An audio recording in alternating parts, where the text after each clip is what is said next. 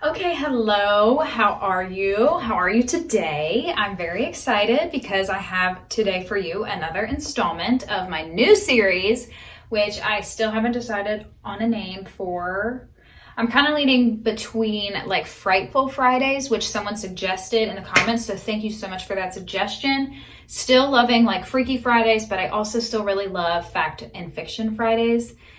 Or something like fact or fiction, fact and fable, things like that. So I still have not decided. I might have decided by the time this video goes up though, so depending on what this video is titled, you may know the answer. My hair has a mind of its own today. We're just ignoring it, but I do have these cute bat earrings. Happy October, happy Halloween. So today we are going to be talking about doppelgangers. If you don't know, this is a series on my channel here where I like to talk about all things fable, fairy tale, folklore, and deep dive into it and maybe see some real life accounts of it. And then you can decide for yourself at the end whether you believe in the topic we're discussing or if you think it's a myth or a conspiracy or whatever. So yeah, this is the second installment of that. I'm very excited. Like I said, we're going to be discussing doppelgangers today. So we're just going to go ahead and get on into it. And if you like it, then stick around. Okay, so jumping right into it, like I said, we are going to be discussing doppelgangers. Now, if you are any type of fan of the Vampire Diaries, like I am, and I'm sure some of you are, then you might know a little bit about doppelgangers, or at least how they're portrayed in that series. But I'm going to tell you today, just based on history and folklore, what a doppelganger actually is, the difference between a doppelganger and somebody who might just look like you, a look-alike, or a twin, so there's a big difference there, especially in like mythology and things like that, and the meaning behind seeing your actual true doppelganger is actually quite ominous. So I was actually kind of surprised when researching this that it wasn't just just somebody that may look like you, although that totally exists. Doppelgangers are actually, they've been around for centuries, and they go way back in history to different types of folklore and things like that. So they've been around for a long time, and there's actually some accounts throughout history of quite well-known people seeing their doppelgangers and then facing an untimely doom. So what is a doppelganger? A doppelganger, by definition, is a biologically unrelated, typically spiritual apparition that resembles you almost identically. They can also be described as a look-alike or a double of a living person. I know sometimes when you think of that too, you might think of the movie Us, which is another really good one about doppelgangers and their evil nature. But typically they are described as something supernatural, a ghostly counterpart of a living person, whereas some of the things we may think of in modern day are typically just like, oh, that living person over there looks like me. People discover their twins that obviously they're not related to, but people that look like them. That is not what I'm discussing when I'm talking about a doppelganger. A doppelganger is actually like a supernatural or spiritual entity that resembles you completely. There might be slight differences here or there, which in some of these accounts that we'll get into, people claim that there are, but typically it is not a living thing. It's something that will resemble a living thing almost perfectly. Resemble you if you're the one seeing your own. But they can appear to other people as well. Doppelgangers can also appear to other people. They don't always just appear to the person who they are the doppelganger of, or who they are the spiritual look-alike of, so to speak. Anybody can see a doppelganger, and that is also something that can be a telltale sign of things to come. And even still, a doppelganger can be described as an alter ego of a person, a twin, a clone, or a carbon copy. But like I said, typically spiritually or some sort of apparition. Again, think Vampire Diaries, how anytime Katherine Pierce was around, bad things happened. She was evil. She was an alter ego of the main character, Elena. So as you can see, it's like a total polar opposite. You have kind of the battle of good and evil here when it comes to dealing with doppelgangers, which is a pretty frequent theme of most of folklore. Now, obviously, and I'll be like inserting a few pictures there, and you can Google this or look it up wherever. There are so many instances in real life of people who find their body doubles, or people who discover a person that looks exactly like him. There's that really famous one of that person who sat next to a person on the plane, on a plane that he was taking, and it was his literal like twin. Like they looked exactly alike, but they weren't related at all. There's all kinds of accounts, real life accounts of this, but that is not considered a doppelganger. That is kind of just, if you look into basic like genetics, DNA can only repeat itself like so many times without like making a duplicate of something. It's like probability and scientific and everything. But yeah, it happens where obviously there's going to be people in this world that look very similar to you. I think there's even a statistic that like you have 5 people that look like identical to you, and then even more people that share a lot of similar characteristics or features that you do.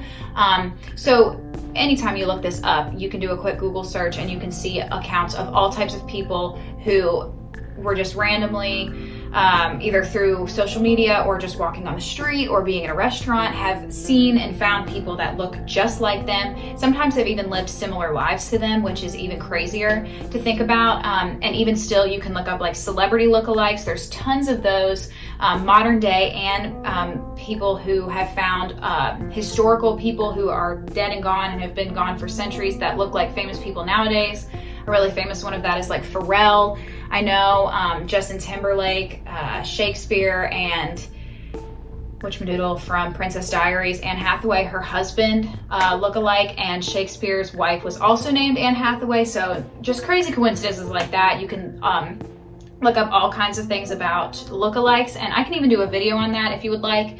But lookalikes, like I said, are real living things. Those are people who just happen to have the same or similar genetic makeup to you, and they look similar to you because of that. And although it can be random and crazy, and like I said, a lot of these people also have lived the same lives, which is crazy to think about. A doppelganger, like I said, is a spiritual, a supernatural entity, and is almost always considered a bad omen, an omen of death, or an omen of tragedy. So when you see a doppelganger, you see someone, an apparition, or something that looks like you or somebody you know, almost every single account that there's been throughout history has led to that meaning something negative, something dark and ominous, and they're considered to be bad omens. So if you ever see your twin, and a lot of people claim to see them like in mirrors and things like that as well, but also just kind of right there in front of you too, so not always in a mirror. And it is worth noting as well that doppelgangers are not the same thing as ghosts. Ghosts and like spirits are described as something living, or something that was living that is now dead. A doppelganger was never alive to begin with. Not the same as a demon, but similar. And like I said, it's almost always assumed that when you see a doppelganger, something bad will happen to you or a loved one or in your life in general, or your life may actually end, is what a lot of this actually leads to. So very creepy stuff, but if you are a believer of the things unseen, then it's not all that uncommon. If you believe in like spirits and things like that, or demons, angels and demons, things like that, these are kind of similar. It's just what makes them different and notable is that they completely resemble living beings. Now, there are also accounts of doppelgangers actually trying to possess and take over the life of the person they resemble. Since they are our exact twins and our exact doubles, their goal sometimes is to basically possess us, take over our lives, and become us, and we no longer exist. Even though they're spirits, they do want to be amongst the living, and they can take over your body just as much as they can kind of send you to your death, or just present themselves as a bad omen but not be there to take over your body. I've seen both. So, and maybe there's different types. That was kind of unclear, but they can bring forth very bad things into your life, or they can actually try to take over your life, basically. Okay, so now that we have what I hope is a decent understanding of what a doppelganger is, and I hope all the misconceptions are out of the way now, especially in the fact that these are, like I said, supernatural beings. I know I keep saying that, but it's just worth noting because there are so many real life accounts of people who have just found body doubles or people that look like them. That is very common and very proven already, that that can happen in genetics and in biology. That has been proven time and time again, but this is different, and I just wanted to make that distinction. So now we're going to get into some actual real life accounts of people who you will recognize, some of them, most of them probably, that have had run-ins with their doppelgangers or have had some pretty harsh circumstances because of their doppelgangers. So we're going to get into some real life accounts, and the first one we're going to be starting with is actually Abraham Lincoln. What? I know. So there's this journalist, his name is Noah Brooks, and he transcribed a lot of what happened in Lincoln's life. He wrote down basically everything that Lincoln wanted him to, everything that happened, and he published it in a book, and the book is called Washington in Lincoln's Time. You can look it up. It's on Amazon, I think. I can't remember how much it is, but in this book, it accounts for a lot of things that happened throughout Lincoln's life, and it was written by Noah Brooks, who was very close to Lincoln. One of the accounts in the book is actually an account of Abe Lincoln seeing his doppelganger. And what's really scary too is that his wife had her own input on what she thought it meant. So Noah Brooks writes about how Lincoln saw his doppelganger on the night of his election of his first term to office. So he was elected for 2 terms. This is the first term, the very first one. And that night that he was elected, he saw his doppelganger in the mirror. And there's a quote from the book that I'm going to read you now, and it's Lincoln describing what he saw. So in Noah's book, according to Lincoln, it says, quote, "Looking in that glass, I saw myself reflected nearly at full length, but my face, I noticed, had 2 separate and distinct images. The tip of the nose of one being about 3 inches from the tip of the other. I was a little bothered, but the illusion vanished. On lying down again, I saw it a second time, plainer if possible than before, and then I noticed that one of the faces was a little paler, say 5 shades, than the other." So that is Lincoln's account of what this doppelganger looked like to him, and as you heard, he did see it twice. So he saw it once in the mirror, then he laid down, and he saw it again. So very spooky.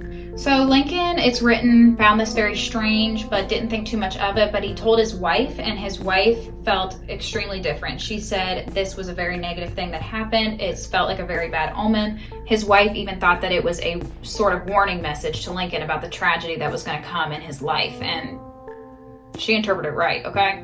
So it's written in the book that his wife actually interpreted the vision to mean that he was going to be elected for a second term, but he was not going to make it to the end of that second term. So through this vision and what Lincoln described, that is the conclusion that his wife drew. She just interpreted it that way, and that was the case. And she said that's what explained his kind of ghastly, ghostly, shriveled looking appearance of his doppelganger. As Lincoln said, one was a lot paler, the nose was a little bit different, there was slight differences that kind of spooked him and made him think that it had to be something negative, because why would he look like that? He definitely noticed that he didn't look similar. He looked sickly almost. And so upon his wife saying, you know, this is how I think it was interpreted, I think that it means it's a warning of what's to come. You're going to make it through this term. You're going to get elected again, but you're not going to make it through that second term. And if you know anything about the history of Lincoln, he was shot by John Wilkes Booth in the second term of his presidency. So in that case, this is correct, which is actually insane to me. She also said that because the doppelganger visited him on the night of his first election, that was a solid indicator of what was to come the next term. So she also used that as a sign, just given the timing of when Lincoln saw the doppelganger. So I thought that was really crazy. I know it's kind of a long time ago, but not really. It was totally a bad omen, and it was warning him of what was going to come. And that's exactly how his wife interpreted it. And even Lincoln, like I said, thought it was very strange, but then when he told his wife, that was another story. So that's the first account. Spooky. Okay, this one is a little bit older, and it's so strange, but I had to include it because I just thought it was crazy. So this one is about Catherine the Great, and she was the Empress of Russia at the time. This was in the 18th century. So basically, this is like alleged, but according to reports, Catherine's servants woke her frantically one evening. Like they were all freaked out. They were like, "Hello, wake up, please." Like, I mean, she was an empress too, so I don't know if that was like a big no-no to wake her up. Like, you disturbed her slumber. I don't know if this was like a really big deal. Only wake me when it's serious. So they woke her up, and they were frantic and freaking out because they told Catherine the Great, they told her that they saw her doppelganger. They saw her doppelganger sitting in the throne room on the throne. And Catherine was like, "What the heck? No, you did not. Like, you're crazy. Show me." So they take her to her throne room, and sure enough, Catherine herself sees her doppelganger sitting on her throne. She was horrified by this. It said that she really was like just disturbed, and she ordered the servants to shoot the doppelganger immediately. So she ordered her servants to shoot the doppelganger immediately. She was petrified and just told them to get rid of it however they could. A week later, Katherine died of a stroke. What?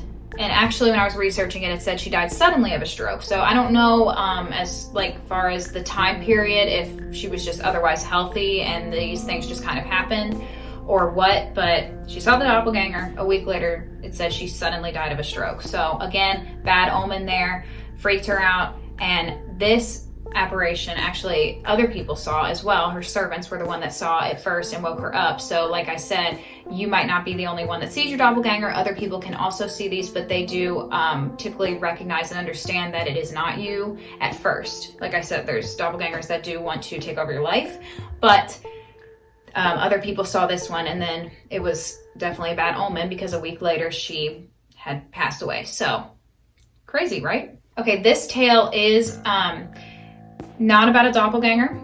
It is a more recent, actually kind of true crime case about someone who was wrongfully convicted because they have a very similar look-alike, which is crazy to me. I still think this conviction is so wrong, and there was so much that was done incorrectly that could have been avoided, and this man could have totally avoided prison for a crime he did not commit. There was just a lot of different things I feel like could have been done when researching this that would have just led to this man's remaining innocent and not having like all this time taken away from him by being sent to prison and being wrongfully convicted. But I did think it was worth noting because on the topic of body doubles and doppelgangers, this case was very fascinating to me, and just this account was very interesting that it had to do with what we're discussing and that it had this kind of outcome. Just really crazy. So, but it is pretty modern times, and I will say there's a lot of like R names, so I'm going to try my best to like explain that and distinguish between the two of them because there's just a lot of names in this one that start with the letter R. So hopefully it's not too confusing, but let's get into this account. So the setting is in Kansas. The year is 1999, and we are going to be discussing a man named Richard Jones. Now, if you look this up, you might recognize this name. It is public knowledge that this happened, obviously. This is not like some made-up alleged thing, but we are just talking about a man named Richard Jones. Now, in a Walmart parking lot, a man attempted to rob a woman, tried to steal her purse in the parking lot. This man was identified as none other than Richard Jones. This was at a Walmart in Roland Park, Kansas. He was 25 years old at the time, Richard Jones was, and he was the father of two young children, two young daughters, I believe, but had two small children.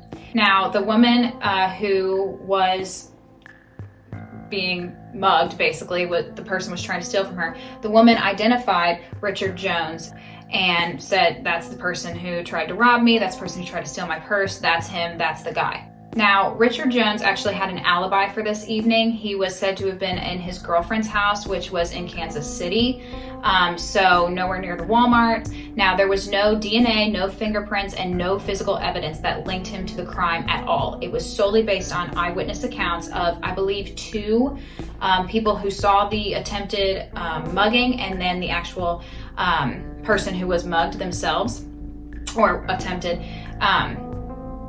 They all identified Richard Jones as the person that was trying to steal her purse. So these eyewitnesses told police, and I quote, a light-skinned Hispanic or African-American man committed the crime, and the eyewitnesses picked him out of 6 mugshots.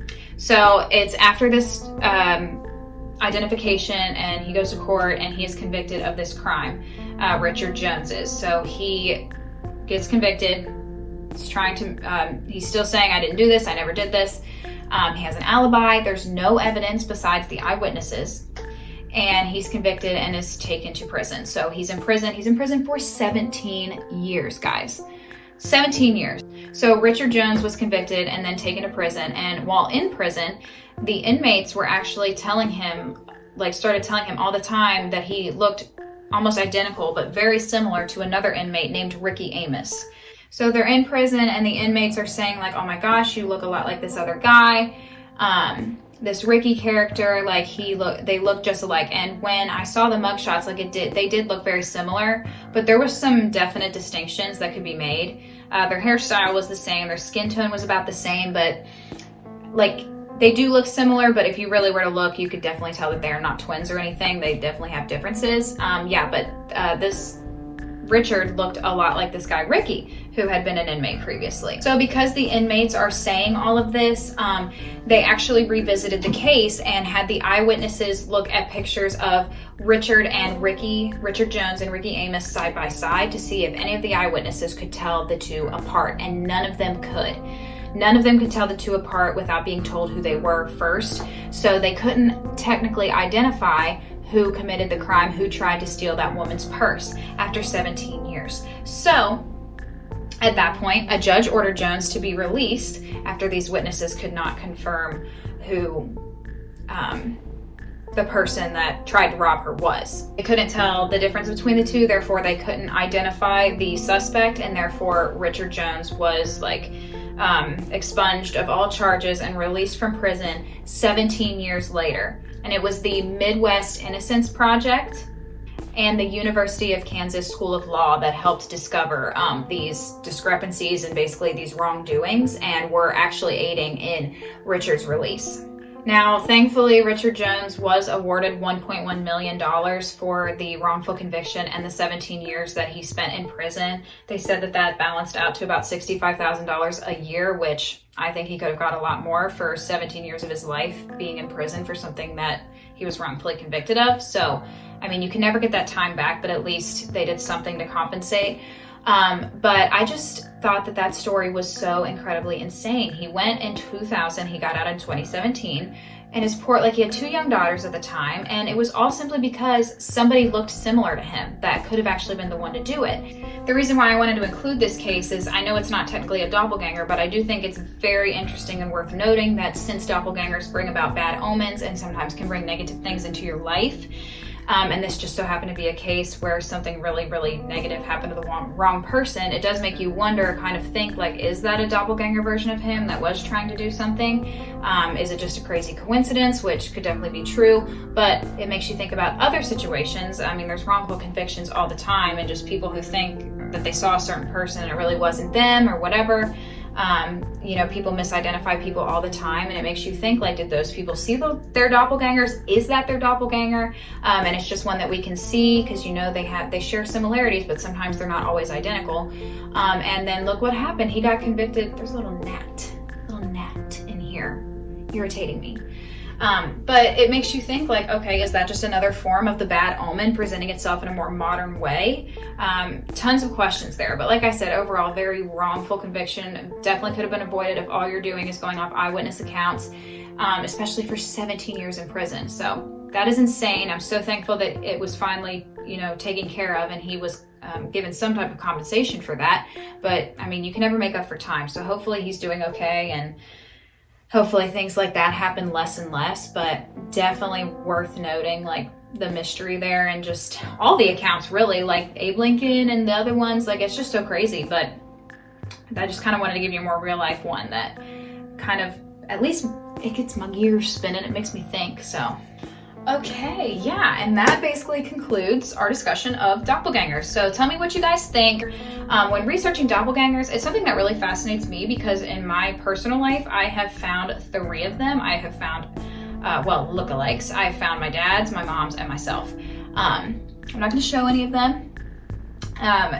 The one I found of myself is from, like, when I was a kid too, so I don't even know where that would be now. It was totally random, but the one of my mom and my dad, I don't know. I just think it's kind of weird that I have, like, found those, and I just think doppelgangers are one of those things that really fascinates me.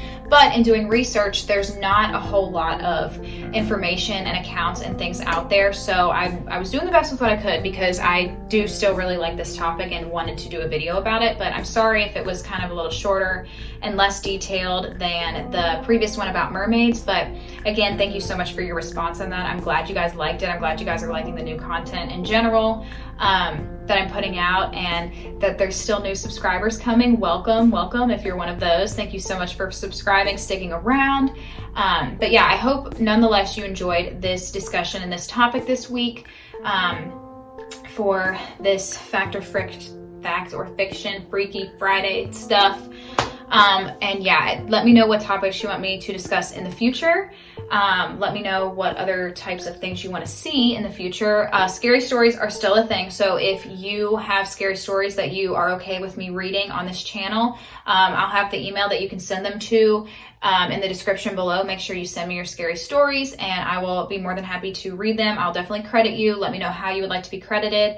And let me know what topics, like I said, for these Friday videos you want me to discuss, what one you want me to talk about next, and just in general, what other videos you want to see from me. I love you guys so much, and thank you so much for watching. I really, really hope you enjoy. You guys mean the world to me, and I'll see you in the next video. Bye!